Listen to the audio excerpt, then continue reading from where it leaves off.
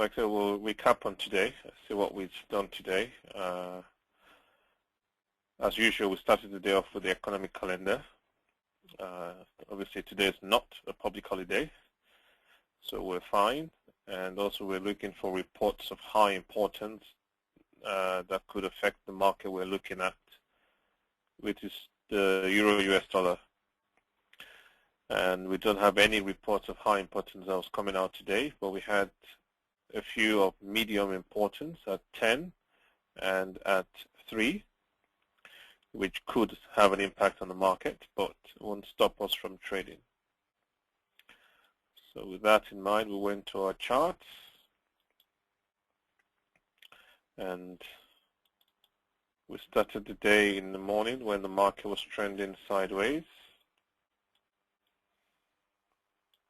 And initially it was trending sideways between the pivot point and the first support. So for the first trade, we just placed the 2 points above the pivot point to buy.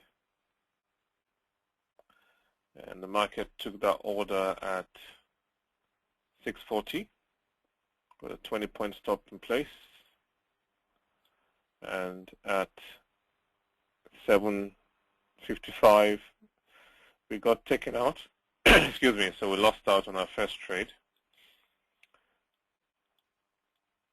So for our second trade, we put a pending sell order just below the first support at 14,755.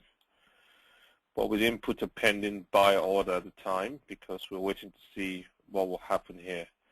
Because at the time where it broke the moving average 50 and it was coming down, we're not sure if it's going to keep going sideways or what's going to happen. So at that point in time, we didn't place a pending buy order, just a pending sell order.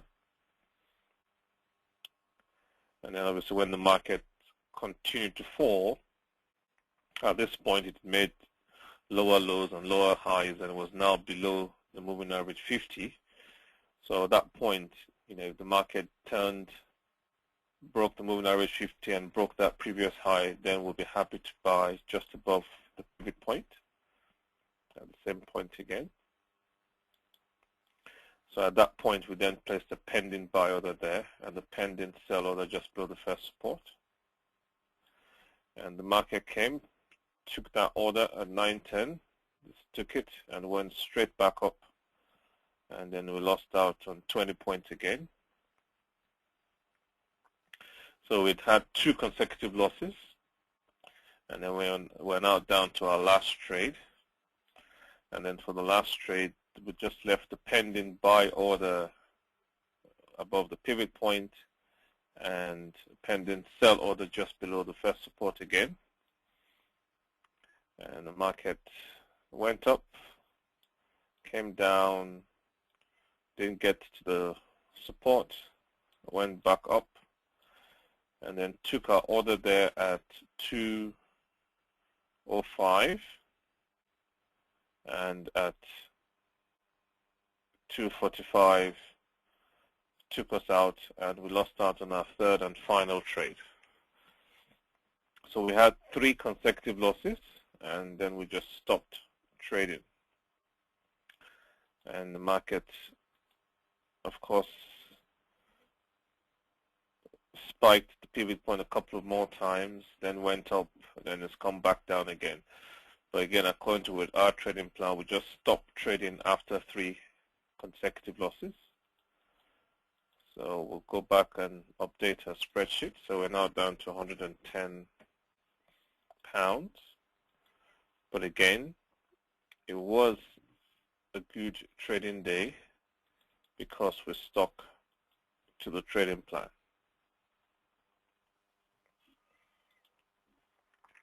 So again, this is actually, in a way, I'm happy all this is happening because it's good for you to see and respect the market and realize that, because sometimes the danger is when you teach people how to trade. Say, for instance, you're teaching someone how to trade on Tuesday and Wednesday last week. They could leave thinking that, oh, trading is very easy. I remember a very long time ago when I used to teach friends how to trade at home. and you teach them how to trade. And unfortunately, maybe on that day the market is trending, they make money, they go home thinking it's that easy, and then they just start losing money and getting frustrated. Again, it's another reason why I do this thing for 2 weeks, so you can see that it's not every day, because you could be in danger that you just be around for the 26th, Tuesday and the Wednesday. We had 2 consecutive days of making money. We placed the first trade, we made money. That one, we placed the first trade, we made money. And then you go away thinking, this is easy. You know, that's what the market does every day. And you don't realize that, yes, there's some days you can get this where you have 3 consecutive losses. And that's why it's in your plan, because you know it will happen. Again, if you don't have a copy of this plan, do send me an email. I can email you the plan again. But that's the plan we're sticking with. Well, that's the plan I'm sticking with. Like I say, you can always change it if you want. But if you change it, make sure you're objective and you're consistent. But that's why this is in the plan. You know, when I've had 3 consecutive losses, I stop trading for the day. Also, when my profit target has been achieved, I stop trading for the day. But it's just to highlight that these 2 occasions will happen regardless of what you do. So last week, we had the opportunity where we had, you know, our first trade, we made a profit, we stopped trading. That's a good plan. The other day too, the next day we had a first trade, made a profit, we stopped trading. That's a good plan. But today we've had the other opposite, where we've had 3 consecutive losses and then we stopped trading. But again, it was still a good trading day because we stuck to our trading plan. So again, it's highlighting what I kept saying, that a good trading day does not matter whether you made money or lost money. A good trading day is the day you stick to your trading plan. So we took our trades according to our plan. We placed our stops and limits, and we did what we wanted to do, because that's what our plan is, you know, to trade the Euro-US dollar. We checked the economic calendar. There were no reports of high importance. We used the 2 days, 5 minutes, and the pivot point as our point of entry. We traded in the direction of the trend. We used the 50p per point contract. We used the 1-to-3 risk-reward ratio. We stuck to our stop loss of 20 points, profit loss 60 points. We did not trade within a sideways trend. Once we had 3 consecutive losses, we stopped trading. So we stuck to the trading plan. And that's the key to being successful. Yeah, you will have days where you lose money, but it doesn't mean it's a bad trading day. It's always a good trading day the day you stick to your plan. Even if, I always say, even if you make £1 million today, but you broke all the rules in your plan, that's a bad trading day. Even if you lose £1 million today, but you stuck to the rules of your plan, that's a good trading day. Okay, any questions on that? If you have any questions, you can either click the hand button or send the question through the question box. So like I say, if you need a copy of this spreadsheet, send me an email and I'll send you a copy of the spreadsheet. And also if you need a copy of the trading plan, send me an email and I'll send it to you. So that's the key, and that's the way you succeed as a trader, is having a plan and sticking to your plan. And also, like I keep reminding you all, that there's no plan that is perfect. You will have losses. You know, whether you like it or not, that's a fact of trading. You will have losses. You know, no matter how well you plan your trades, you will have losses. So the key is just that when you have losses, you limit them, you know, by applying stop losses and not over trading, which is what we've done today. We've limited our loss to £30. After 3 consecutive losses, we just stopped trading. We didn't trade anymore. So we limited our loss. We didn't just keep going on and on and on and on. You know, you have 3 attempts at the market, and if you don't succeed, you stop. You know, so like I always say, you know, you need to devise a plan that suits your personality and yourself. This plan I'm showing you is something that you can use to start off with if you don't have a plan. So you can use this template to form the foundation for your trading, and then you can build on it. But again, when you build on it, make sure you make objective decisions, not emotional or subjective decisions. So that's the key. So once you have a plan, you stick to it. You take your trades. So, like I said, once you have a plan, you go 3 attempts at the market. You go through your plan, assess the market in a logical manner, decide where you want to trade. Once you're comfortable with your decision, you take your trades. If you're successful with that trade, your first attempt, then that's fine, you stop trading. If you're not, and you lose out on the first trade, then you go to trade number 2, you have a look at the market, decide according to your plan where you think would be a suitable place to place your trade again. Once you've made a logical and calm decision and non-emotional decision, you can then go ahead and place your second trade. If you're successful in your second trade, then you stop trading. If you're not, then you can go to your third and final trade. But obviously, you need to decide. Again, actually, let me go back to the spreadsheet, because there are some times or some days you don't need to go through 3 consecutive trades.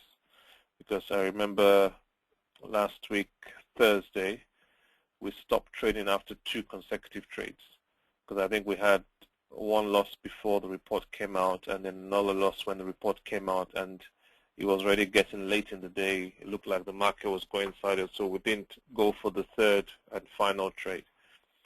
So again, always remember, you don't have to trade. You need to have a clear trading opportunity. So the fact that you've got 3 attempts at the market doesn't mean you should just place high risk, dangerous, and reckless trades. No. Those 3 attempts at the market should be clear opportunities. So if they're not, clear opportunities according to your trading plan, then don't take that trade. You only take trades. So if you find that, as we did on Monday, Friday, and yesterday, we didn't place any trades. There were no opportunities, so we didn't place any trades. So the fact that you've got 3 attempts at the market doesn't mean you just have to force trade. So you can see we had 2 days last week where we didn't trade, and yesterday we didn't trade. We didn't place any trades because there were no clear opportunities. So it's just combining all these factors that will make you successful as a trader. Okay, any questions before we look ahead to tomorrow? If you have any questions, you can go ahead and ask while we look ahead to tomorrow. So we can see tomorrow we've got, tomorrow is Thursday. Sorry, Wednesday. Tomorrow is Wednesday the 4th. And we can see here we've got at 10, the Eurozone retail sales, which is a report of high importance. So obviously that will have a huge impact on the market we're looking at, Euro-US dollar. And then at 2 p.m. GMT time, which is 3 p.m. UK time, we've got the US non-manufacturing composite report. Again, that's a report of high importance. So we can see straight away that tomorrow there's a high chance the market will just keep going sideways up until 3 p.m. when the report is announced. So we will certainly, when we look at the market in the morning, we will certainly trade with extreme caution. Also, I'll be sending you out a webinar invitation later on tonight. We'll still meet at 6:40 in the morning just to see where we can place our cautious trade. And we'll still meet at 12 midday, but we'll meet again also at 2:50. So we'll meet 10 minutes before the report comes out at 3. And that will be the last session tomorrow. So we won't be having a session at 8:30 tomorrow evening. The last session will be at 2:50. But as usual, all these sessions are recorded. So if you can't make them, you can catch up later on the YouTube channel. So no webinar tomorrow at 8:30. The last one will be at 2:50, 10 minutes just before the last report of high importance is announced, and like I say, you all will receive a webinar invitation later tonight for that session. Okay, so we'll just wait and see tomorrow. Okay, so if there are no questions, I'll just go ahead and do the stock screening for those who are interested in options. So again, we'll go to Market Watch, go to the markets. Tomorrow morning I'll be talking about MACD. So we'll talk about MACD as an indicator tomorrow morning. So on the markets, sorry, we'll go to markets data.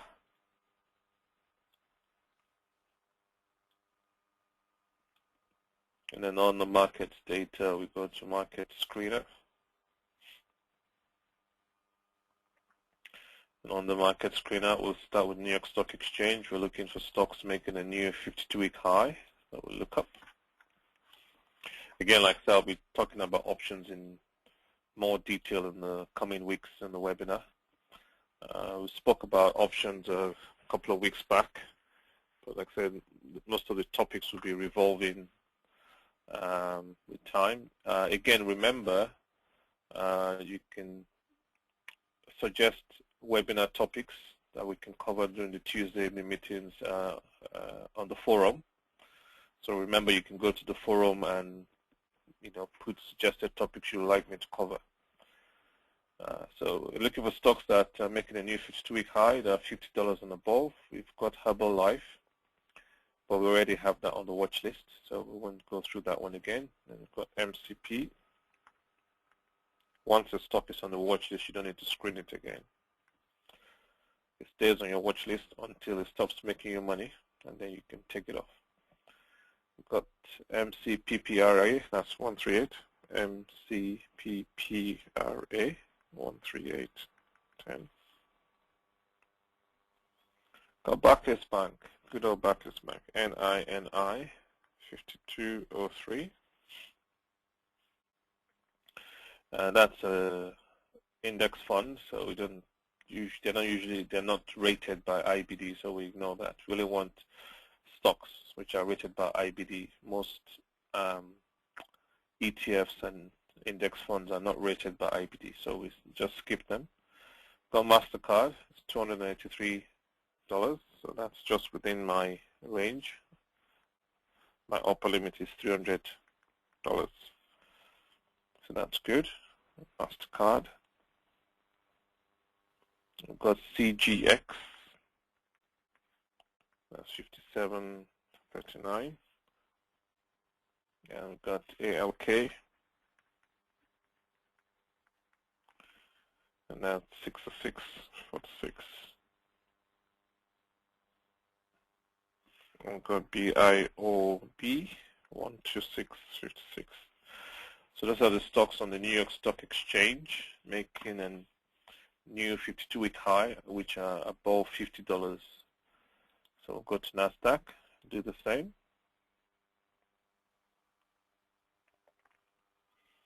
So we're looking for stocks that are $50 and above.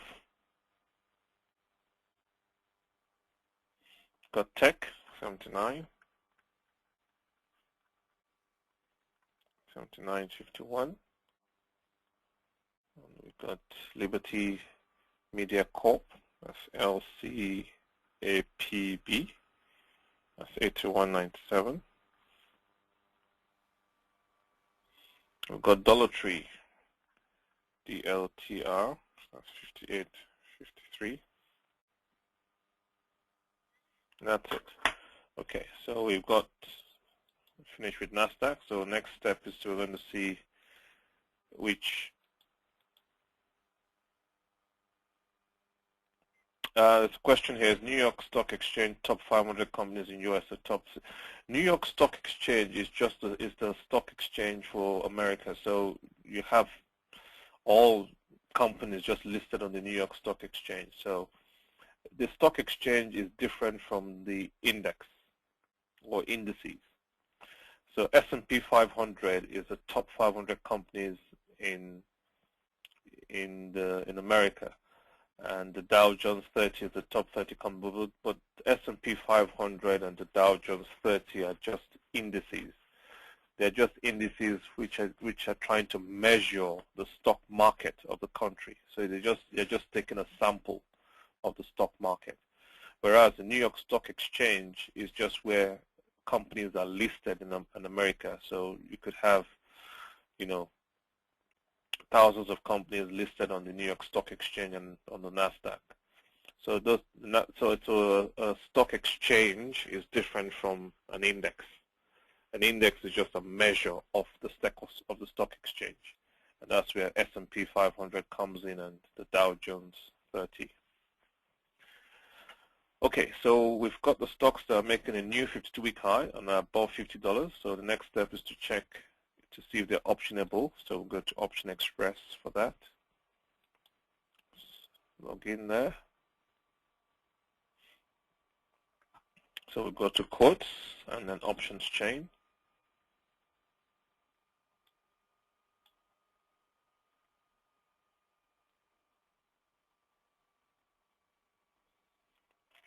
Thinking about it. There we go. So we're just going to run those stocks through and see if they've got options listed on them. We'll start with the first one, MCP. MCP. As you can see, it's got options listed. That's good. So we'll go to MCPPRA. So there are no options listed for that stock, so that goes off the list. Next one is MINI. It's not the MINI we want. The MINI we want is the Barclays, so that's not the one. So Barclays is not listed there because the MINI is the Barclays that we're looking at, not that one. So we'll go to MasterCard. There we go. MasterCard's got options listed. So that's good. Next one, CGX.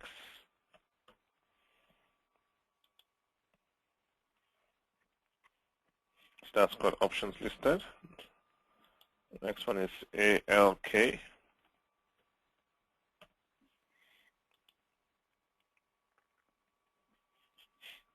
That's got options listed, so that's fine. Next one is BIOB.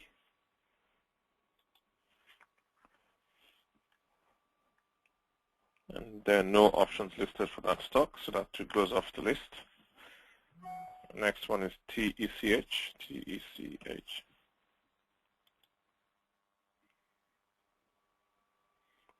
And that's got options listed, so that's fine. But down to the last two, LCAPB, APB. And there are no options listed for that, so that too goes off the list. And last one, DLTR.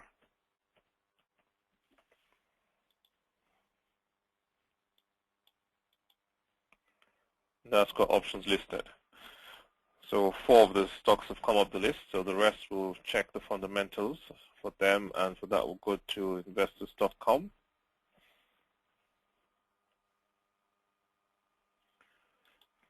And we'll check the fundamentals, start with MCP.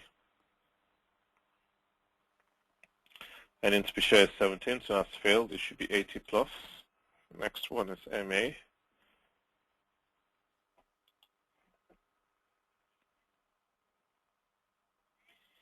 And in per share is 94, that's good. Relative strength is 72, that's failed. It should be 90 plus.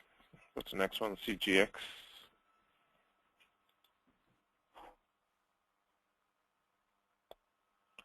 And in per share is 75, that's failed.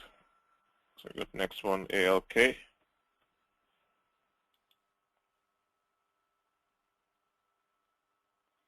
And in per share is 82. So that's good. Relative strength 77, that's failed. It should be 90 plus. So good. TECH.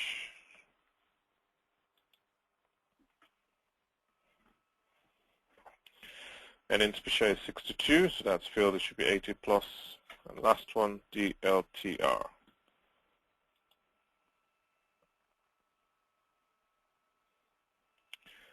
So earnings per share is 95, that's good. Relative strength 77, that's failed. It should be 90 plus. So no stocks fulfill the criteria today for adding to the watch list.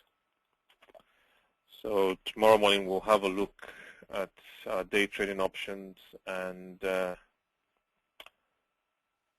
we'll talk about MACD, and then we'll also look on the charts for option trading opportunities tomorrow morning. Okay, so any questions before we close? Actually, let me just use this opportunity just to remind everyone about